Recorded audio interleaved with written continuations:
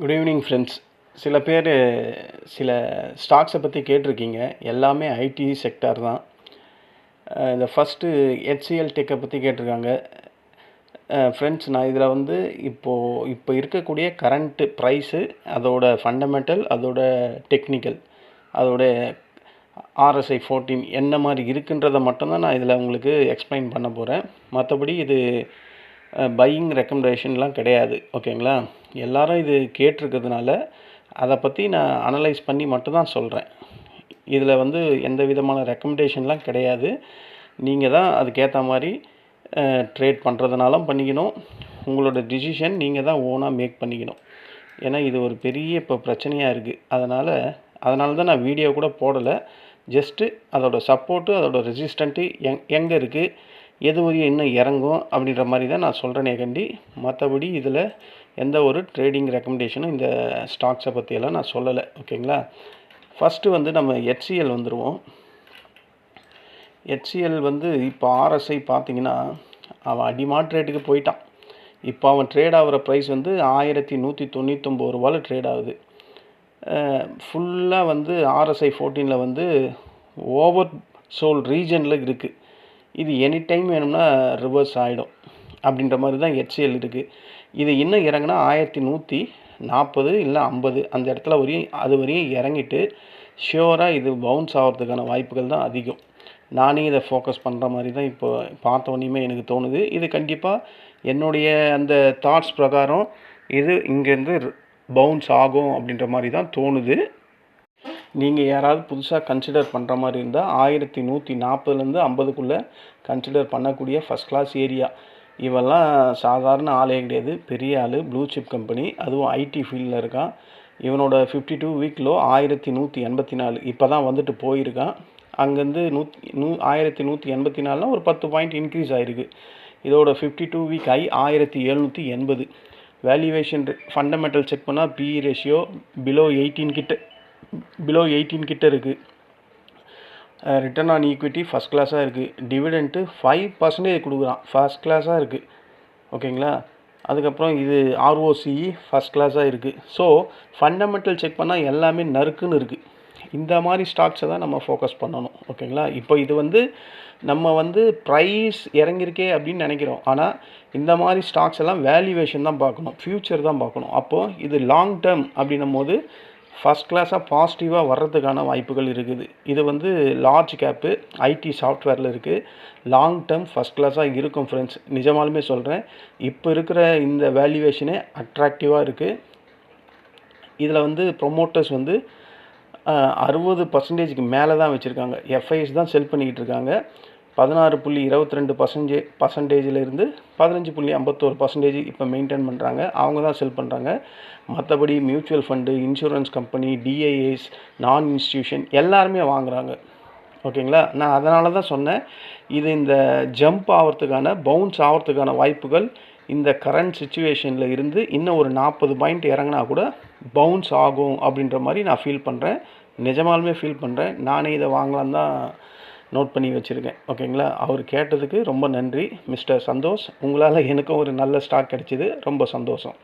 இதுதான் இந்த HCLல இருக்கக்கூடிய ஃபண்டமெண்டல் அண்ட் டெக்னிக்கல். ஓகேங்களா? நம்ம அடுத்தது TCSஐ பற்றி கேட்டிருக்காங்க. TCSஐ நம்ம பார்ப்போம். இவனும் அடிமாட் ரேட்டில் தான் விழுந்து கிடக்கிறான். இவன் இப்போது ட்ரேட் ஆகிறது வந்து 2473 ரூபாயில் ட்ரேட் ஆகுது. இவன் இப்போ லோயஸ்ட்டாக வந்த 52 வீக் லோ 2350. அங்கேருந்து ஒரு 123 பாயிண்ட் ஏறி இருக்குது. ஒரு 123 பாயிண்ட் ஏறி இருக்கான். பட் RSIயில் பார்த்தா இவன் அந்த 50 கிட்ட போய் டச் பண்ண உடனே மறுபடியும் கீழே விழும். அவனுக்கான ஸ்ட்ராங்கான ரெசிஸ்டண்ட்டில் தான் அது இருக்குது. இவன் இதை கட் பண்ணிவிட்டு மேலே போனான்னா 2600 வரையும் போகிறதுக்கு வாய்ப்பு இருக்குது TCS. பட் இந்த அதாவது 2510 கிராஸ் பண்ணுறதே கஷ்டம். இப்போ இருக்கிற 2475 கிராஸ் பண்ணுறதே கஷ்டம். இந்த மாதிரி இடத்துலலாம் இந்த மாதிரி ஸ்டாக்ஸுக்கு ஒரு பவுன்ஸ் கிடைக்கும், அதாவது கேப் அப் கிடைக்கும். அப்படி கிடைச்சிட்டு மேலே போனால் தான் உண்டு. இல்லைனா அகைன் அண்ட் அகைன் இந்த இடத்த தொட்டு இறங்கும். நான் சொல்கிற இந்த 2480 கிராஸ் பண்ணிட்டானா 2610 தான் அவனுக்கு அடுத்த ஸ்ட்ராங்கான ரெசிஸ்டண்ட்டு இந்த டிசிஎஸில் அது RSI 46 இருக்குது. க்ளோஸாக 50 நோக்கி போச்சுன்னா லிட்டில் பிட் கரெக்ஷன் வரும். இதில் ஃபண்டமெண்டல் செக் பண்ணால் 17 PE ரேஷியோ இருக்குது. ப்ரைஸ் டு புக்கு அதுவும் கரெக்டாக இருக்குது. ROCE ROEலாம் ஃபஸ்ட் கிளாஸாக இருக்குது. டிவிடெண்ட்டு 4.41 HCL விட கம்மி தான், பட் இருந்தாலும் 4.41 அப்படின்றது ரொம்ப அதிகம். இந்த ROCE அபோவ் 100 கிட்ட இருக்குது. ஓகேங்களா? ஸோ வேல்யூவேஷன் ஃபஸ்ட் கிளாஸாக இருக்குது இந்த ஸ்டாக்ஸு. இது லாங் டேர்மில் கண்டிப்பாக பாசிட்டிவாக போகிறதுக்கான வாய்ப்பு இருக்குது. இதுவும் லார்ஜ் கேப்பு ஐடி சாஃப்ட்வேரில் இருக்குது. இப்போ இருக்கிற வேல்யூவேஷன் என்னை பொறுத்த வரைக்கும் வெரி ஃபஸ்ட் கிளாஸான வேல்யூவேஷன். இதையும் நம்ம நோட் பண்ணி வச்சுக்கலாம் இந்த டிசிஎஸ்ஸை. இதில் ப்ரொமோட்டர்ஸ் எவ்வளோ வச்சுருக்காங்கன்னு பார்த்தா ப்ரொமோட்டர்ஸ் கிட்ட 71.77% இருக்குது. இதை யாரா செல் பண்ணுறான்னு பார்த்தா எஃப்ஐஸ் தான் செல் பண்ணுறாங்க. 10.37%லேருந்து 9.66% வரையும் இப்போ ஹோல்டிங் பண்ணுறாங்க. மற்றபடி யார் வாங்குறான்னா மியூச்சுவல் ஃபண்டு வாங்குது, இன்சூரன்ஸ் கம்பெனி வாங்குது, டிஐஸ் வாங்குது, நான் இன்ஸ்டியூஷன் வாங்குது. ஓகேங்களா? இது இப்போது இந்த Q4 ரிசல்ட்டு ஐடி ஃபீல்டு சரியில்லைன்னா அது மட்டும் மெயின் காரணம் இல்லை. இந்த வாரு, இன்ஃப்ளேஷன்ஸ், இந்த க்ரூட் ஆயில் பிரச்சனை, அதனால தான் இந்த ஐடி ஃபீல்டு இறங்குது. ஏன்னா டாலர் இன்க்ரீஸ் ஆகும்போது இவெல்லாம் டாலரில் ரெவன்யூ ஜென்ரேட் பண்ணக்கூடியவன். அப்போது இதெல்லாம் இந்நேரம் பிச்சுக்குன்னு மேலே போயிருக்கணும். ஆனால் மார்க்கெட்டில் வீக்னஸ் என்ன இருக்குது? வார் பிரச்சனை இருக்குது, க்ரூட் ஆயில் பிரச்சனை இருக்குது. அதனால் இது மார்க்கெட்டுக்கு ஏற்ற மாதிரி இவனும் கூட சேர்ந்து இறங்குறான். இதுதான் டிசிஎஸில் இருக்கக்கூடிய ஃபண்டமெண்டல் அண்டு டெக்னிக்கல். அடுத்த ஸ்டாக்ஸ் என்ன கேட்டிருக்காங்கன்னா இன்ஃபோசிஸ் கேட்டிருக்காங்க. அந்த இன்ஃபோசிஸ் வந்து இப்போ தான் அவன் 1181 82 வச்சிங்களேன் அங்கே ட்ரேட் ஆகிட்டுருக்கு. அவனுக்கு ஸ்ட்ராங்கான ரெசிஸ்டண்ட்டு பக்கத்துலேயே இருக்குது. 1190லேருந்து 2000 அதை அவன் கட் 1190லேருந்து 1200 அதை கட் பண்ணுறதே அவனால் முடியாது, நிச்சயமாக முடியாது இன்ஃபோசிஸால். அதையும் கட் பண்ணான்னா 1260 இருக்குது. இந்த ரெண்டுத்தையும் கட் பண்ண முடியவே முடியாது. என்னை பொறுத்தவரையும் இந்த 1207 அவனால் கட் பண்ண முடியாதுன்னு தான் தோணுது. ஏன்னா அங்கேருந்து மறுபடியும் இறங்கும். RSIயில் பார்த்தா 35 இருக்குது.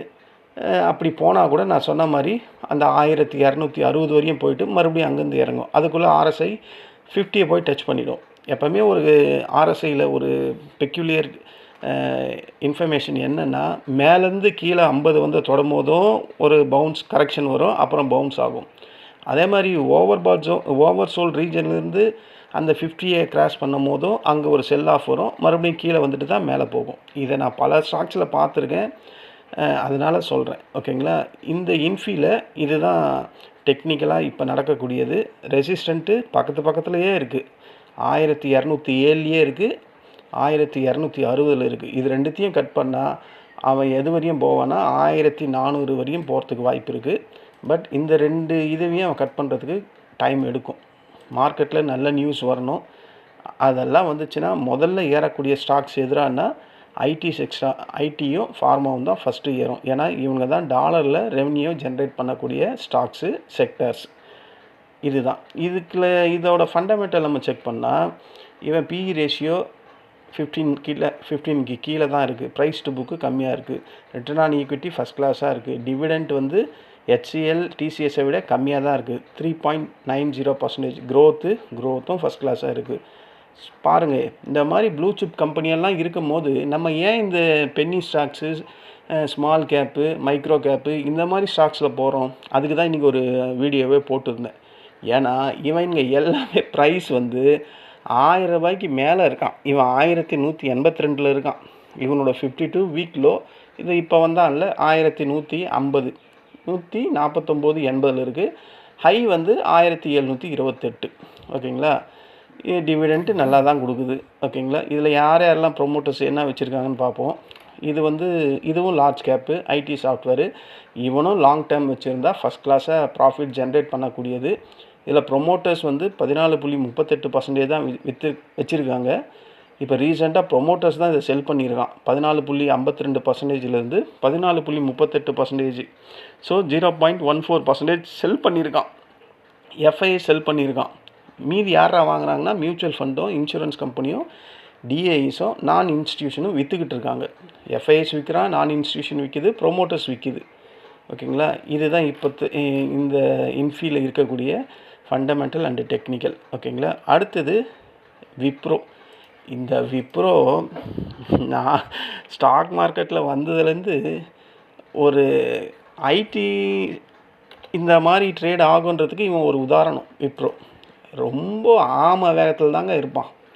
இவங்கிட்ட அந்த பெரிய விதமான அந்த அக்ரஸிவ் மூமெண்ட்னு ஒன்று வரவே வராது. அப்படியே இந்த தண்ணியில் கல்லை இறக்கி விட்டால் எப்படி இருக்குமோ அப்படி தான் இருக்கும். ஆனால் கொஞ்சம் கொஞ்சமாக ஏறிக்கிட்டு இருப்பான். இப்போ அவன் ட்ரேட் ஆகிற ப்ரைஸ் வந்து ரூ. 265 ட்ரேட் ஆகுது. இவன் 186 இப்போ ரீசெண்டாக வந்துட்டு தான் இப்போ மேலே ஏறி 213 வரையும் போயிட்டு அங்கேருந்து இறங்குறான்.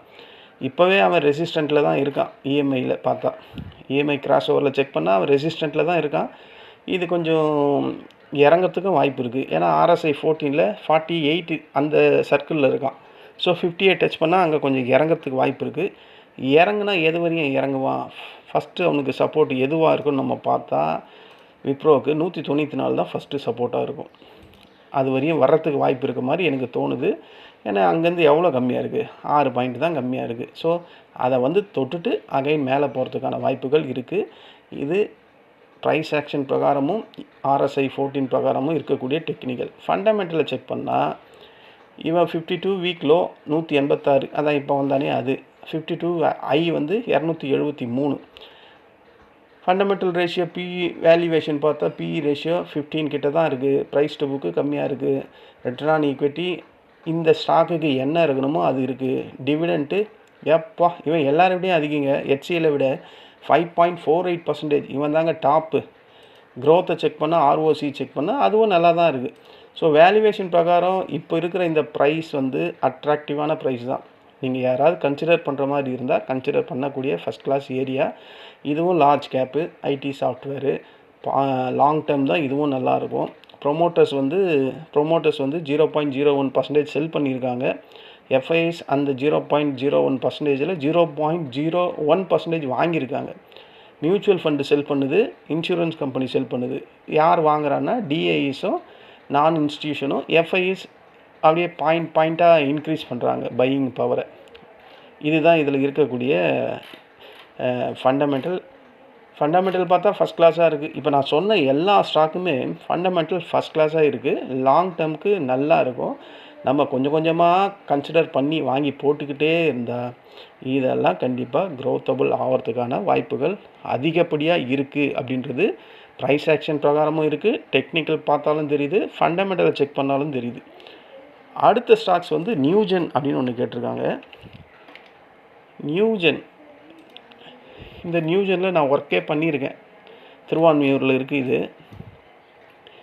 ஃபஸ்ட்டு ஆமாம் திருவான்மியூரில் இருந்தது, அப்புறம் இப்போ நீலாங்கரைக்கு போயிடுச்சு. ஆனால் அந்த நியூஜென்னா இது அப்படின்னு எனக்கு தெரியல. சரி, எது இருந்தாலும் ஓகே, நம்ம பார்த்துருவோம். இப்போ இருக்கிற அவன் ப்ரைஸ் ஆக்ஷன், இப்போ இருக்கிற ப்ரைஸ் வந்து 505 இருக்குது. அவன் வந்த லோ பார்த்தீங்கன்னா 402 வரையும் வந்திருக்காங்க போன மார்ச் மாதத்தில். ஸோ இவன் இப்போ RSI இவன் மேல் நோக்கி போகிறதுக்கான வாய்ப்பு இருக்குது. கேண்டில் 6 ப்ரைஸ் ஆக்ஷனை பிரகாரம் பார்த்தா மேல் நோக்கி எது வரையும் போகலான்னு தோணுதுன்னா 610 வரையும் போவான் அப்படின்ற மாதிரி எனக்கு தோணுது. இது தாங்க பார்த்தவனையுமே எனக்கு தோணுது, இந்த மாதிரி இது மேல் நோக்கி போகும் அப்படின்ற மாதிரி. ஏன்னா இருந்த 2 ரெசிஸ்டண்ட்டையும் உடச்சிட்டு மேலே நிற்கிது. இது கண்டிப்பாக மேலே போகிறதுக்கான வாய்ப்பு இருக்குது. RSIயில் 60 இருக்குது. 505.75 ட்ரேட் ஆகுது. இங்கேருந்து எனக்கு தெரிஞ்சு ஒரு ரூ. 100 ஏறுறதுக்கு வாய்ப்பு பிரகாசமாக இருக்குது. ஓகேங்களா. இது டெக்னிக்கலாக தான் சொல்கிறேன். இதோட ஃபண்டமெண்டல் செக் பண்ணுவோம். 52 வீக் லோ 401 இருக்குது. ஹை வந்து 1377, 1377 ரூபா இதோட 52 ஐ. Fundamental ratio valuation PE ratio பார்த்தா 21 இருக்குது. பரவாயில்ல, 21லாம் கம்மி தான். ப்ரைஸ் டு புக்கு அதுவும் பரவாயில்ல. ரிட்டர்ன் ஆன் ஈக்விட்டி அதுவும் பரவாயில்ல, அதுவும் நல்லா தான் இருக்குது. டிவிடெண்ட் தான் சுத்தமாக இல்லை, வெறும் 0.99%. க்ரோத்தும் நல்லா தான் இருக்குது. ஸோ ஃபண்டமெண்டல் ஓகே தான் ஃப்ரெண்ட்ஸ். இதுவும் நியூஜென் வந்து லார்ஜ் கேப் இல்லைங்க, இது ஸ்மால் கேப்பு, ஐடி சாஃப்ட்வேரு. ஆனால் லாங் டேர்ம் தான் இது நல்லாயிருக்கும். இப்போ இருக்கிற ப்ரைஸ் என்னை பொறுத்த வரையும் இது புல் ரன் ஆகிறதுக்கான வாய்ப்பு தான் எனக்கு இருக்குது. ஏன்னா அவன் 2 ரெசிஸ்டண்ட்டையும் ஸ்ட்ராங்காக உடச்சி மேலே நிற்க வச்சுருக்கான். நான் சொன்ன மாதிரி ரூ. 100 அங்கேருந்து மேலே போகிறதுக்கு வாய்ப்பு இருக்குது. இது யாரெல்லாம் செல் பண்ணுறான்னா, எஃப்ஐஏ செல் பண்ணுறாங்க, மியூச்சுவல் ஃபண்டு செல் பண்ணுறாங்க, இன்சூரன்ஸ் கம்பெனி செல் பண்ணுறாங்க, அதர் டிஐஸ் செல் பண்ணுறாங்க, நான் இன்ஸ்டியூஷன் தான் பை பண்ணுது. இருக்கிற எல்லாருமே செல் பண்ணுறானுங்க, ப்ரொமோட்டர்ஸையும் நான் இன்ஸ்டியூஷனையும் தவிர. எஃப்ஐஎஸ் அதிகப்படியாக 2.8%, 2.86% செல் பண்ணியிருக்கான். மியூச்சுவல் ஃபண்டு 0.79% செல் பண்ணியிருக்கான். இன்சூரன்ஸ் கம்பெனி 0.02%, அதர் டிஐஸ் வந்து 0.02. ஸோ 6 பேர் இருக்கிற இடத்துல ப்ரொமோட்டர்ஸும் நான் இன்ஸ்டியூஷன் தான் வாங்குது. எஃப்ஐஏ செல் பண்ணுறான், மியூச்சுவல் ஃபண்டு செல் பண்ணுது, இன்சூரன்ஸ் கம்பெனி செல் பண்ணுது, அதர் டிஐஸும் செல் பண்ணுறான். அதனால தான் இவன் வந்து அடிமாட்டு ரேட்டுக்கு இப்போ இருக்கான். ஓகேங்களா. இவெல்லாம் எங்கேயோ இருந்தாங்க. 1800 நான் பார்த்த மாதிரி இருக்குது லாஸ்ட் இயர் ஏப்ரலில். ஆமாம், கரெக்டாக ஆமாம், ஜனவரி மாதம் இருந்திருக்கான் 1800. அப்படியே பாதி முக்கால்வாசி இறங்கிட்டான். நான் சொன்ன மாதிரி இந்த ஸ்டாக்ஸு எல்லாம் விற்கிற மாதிரி இருந்தாலும் இது மேலே போகிறதுக்கான வாய்ப்புகள் தான் இருக்குது. ப்ரைஸ் ஆக்ஷன் பிரகாரம் அது எது வரையும் போகும். ஃபஸ்ட்டு ரெசிஸ்டன்ட் பார்த்தா 580 இருக்குது. 580 உடைச்சிரும். அது அவ்வளோ ஸ்ட்ராங்காக இல்லை. 600, 612 இதுதான் ஸ்ட்ராங்கான ரெசிஸ்டண்ட்டு இந்த நியூஜனில். அடுத்தது கோஃபோர்ஜ் அப்படின்னு ஒன்று கேட்டிருக்காங்க. எல்லாமே ஐடி தான், எல்லாமே ப்ளூ சிப்பு. நியூஜன் மட்டும்தான் ஸ்மால் கேப்பு. ஓகேங்களா. இப்போ இந்த கோஃபோர்ஜில் இவன் இப்போ ட்ரேட் ஆகுறது 1195 90 பைசாவில் ட்ரேட் ஆகுது. இவன் வந்த லோ 1006 வரையும் வந்திருக்கான். அதுவும் இப்போ தான் இந்த வார் சம்மந்தமான நேரத்தில் தான் வந்திருக்கு. 1006 வந்திருக்கு. இவன் ரெசிஸ்டண்ட்டில் தாங்க இருக்கான். RSI 45 இருக்குது. அந்த RSI 14 50 தொடும்போது மறுபடியும் கரெக்ஷன் வரும். அது இல்லாமல் ரெசிஸ்டண்ட்டுக்கிட்ட இருக்கும்போது கண்டிப்பாக மார்க்கெட் ஏற விடாது. இது எனக்கு தெரிஞ்சு கீழே வரும் அப்படின்ற மாதிரி தான் தோணுது. கீழே வரும்னா எது வரையும் அதுக்கு ஃபஸ்ட்டு சப்போர்ட்டாக ஆக்ட் ஆகும் அப்படின்ற மாதிரி பார்த்தா 1116 ஸ்ட்ராங்கான சப்போர்ட்டு. அதை உடைக்கிறது 1116லேருந்து 1110 வரையும் இருக்குது. அது வரையும் வந்துட்டு அகைன் இது பவுன்ஸ் ஆகிறதுக்கான வாய்ப்பு இருக்கிற மாதிரி தோணுது. 1000 யாராவது வாங்கியிருந்தீங்கன்னா இந்நேரம் ப்ராஃபிட்லேயே இருக்கும். ஏன்னா இப்போ RSI 45 இருக்குது. நான் சொன்ன மாதிரி எப்போவுமே சொல்கிற மாதிரி 50 வரையும் போயிட்டு அங்கே ஒரு கரெக்ஷன் வரும். அந்த கரெக்ஷன் வரத்துக்கு முன்னாடியே 2 ரெசிஸ்டன்ஸு ஸ்ட்ராங்காக இருக்குது. அதை உடைக்கிறதே அவனால் கஷ்டம். டெக்னிக்கல் பிரகாரம் பார்த்தா அவன் பியரிஷ் ட்ரெண்டில் தான் இருக்கான். EMI கிராஷ் ஓவரில் RSIயில் பார்த்தா தான் 45 இருக்குது. இதுதான் இதோட ஃபண்டமெண்டல் அண்ட் டெக்னிக்கலு. இதோட ஃபண்டமெண்டலை செக் பண்ணுறோம். 52 வீக் லோ வந்து 1008, ஐ வந்து 8699. அப்பா எங்கேயோ இருக்குங்க. PE ரேஷியோ பார்த்தா PE ரேஷியோ ரொம்ப அதிகமாக இருக்குங்க. இது அபோவ் 41க்கு மேலே இருக்குது. ப்ரைஸ் டு புக்கு அதிகமாக இருக்குது. ரிட்டர்ன் ஆன் ஈக்விட்டி செக் பண்ணால் அந்தளவுக்கு ரிட்டர்ன் ஆன் ஈக்விட்டிக்கு ஏற்ற மாதிரி PE ரேஷியோவும் இல்லை, ப்ரைஸ் டு புக்கும் இல்லை. டிவிடெண்ட் பார்த்தா வெறும் 1.02 தான் கொடுக்குறான். க்ரோத்து பார்த்தா க்ரோத்து இந்த PE ரேஷியோக்கு ஏற்ற மாதிரி ROCயும் இல்லை. அப்போ இது எப்படி தான் இது வந்து லாங் டேர்முக்கு தான் நல்லாயிருக்கும். இது மிட் கேப்பில் வருது. இதுவும் ஐடி சாஃப்ட்வேரு. என்னை பொறுத்தவரையும் இந்த வேல்யூவேஷன் இப்போ இருக்கிற இந்த வேல்யூவேஷன் எக்ஸ்பென்சிவாக தான் தோணுது.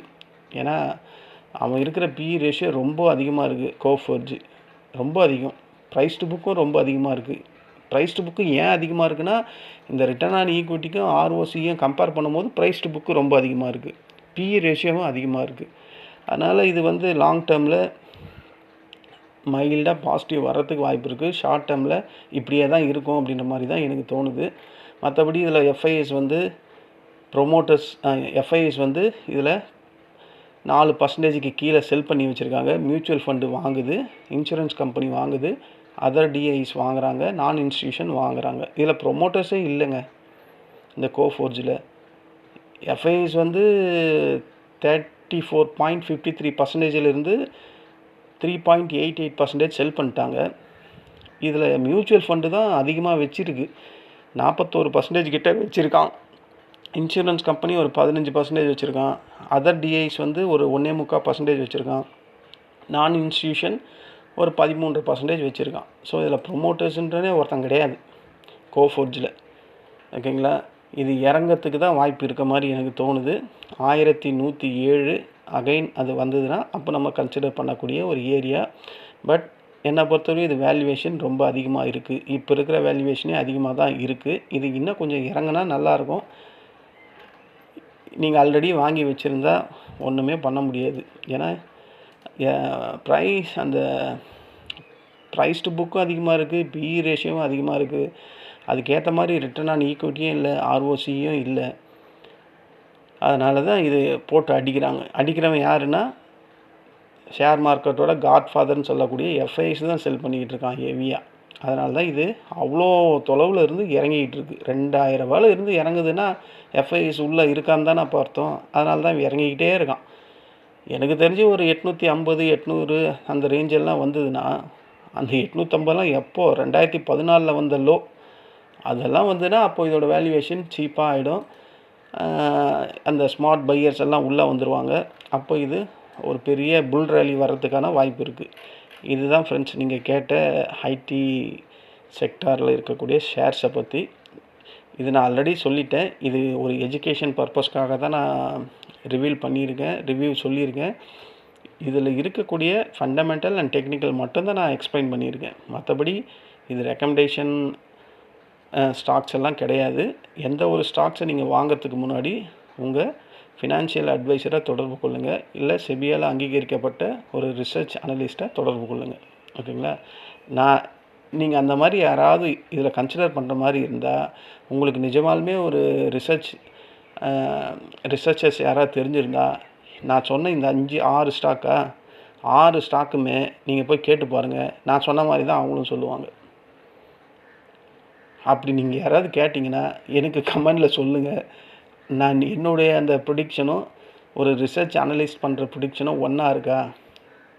நான் எதெல்லாம் சொன்னனோ நான் சொன்ன மாதிரியே சொல்கிறாங்களா இல்லையான்னு நீங்கள் யாராவது இருந்தால் எனக்கு கொஞ்சம் சொல்லுங்கள். அப்போ தான் எனக்கும் அது பூஸ்ட்டாக இருக்கும். பரவாயில்ல, நம்ம ஒரு ரிசர்ச் அனலிஸ்ட் ஈக்குவலுக்கு நம்மளும் ப்ரிடிக்ஷன் பண்ணுறோம் அப்படின்ற மாதிரி ஒரு கான்ஃபிடென்ட் எனக்கு கிடைக்கும். ஓகேவா ஃப்ரெண்ட்ஸ்? இதுதான் இந்த ஐடி செக்டரை பற்றிய ஃபண்டமெண்டல் அண்ட் டெக்னிக்கல். இந்த வீடியோ உங்களுக்கு பிடிச்சிருந்தா என்னுடைய சேனலை சப்ஸ்கிரைப் பண்ணுங்கள். உங்களுக்கு நீங்கள் வச்சுருக்க ஸ்டாக்ஸு சம்மந்தமாக ஏதாவது டவுட் இருந்தால், எந்த டவுட் இருந்தாலும் யூடியூப் கமெண்டில் சொல்லுங்கள். அனலைஸ் பண்ணி கண்டிப்பாக நான் சொல்கிறேன். நன்றி, வணக்கம்.